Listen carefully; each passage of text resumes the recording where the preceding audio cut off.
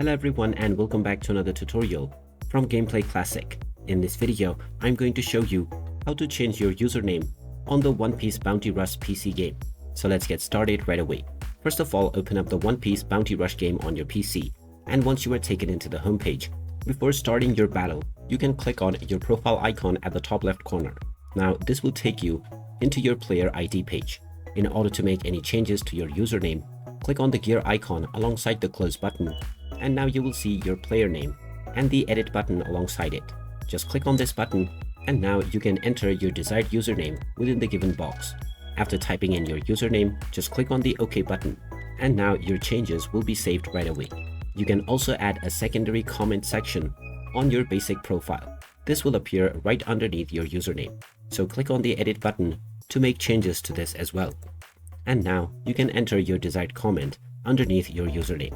And there you have it. That is how easy it is to change your username on the One Piece Bounty Rush PC game. If you find this video helpful, don't forget to hit that like button and subscribe to our channel for more useful tips and tutorials. Thanks for watching, and I will see you again in the next one.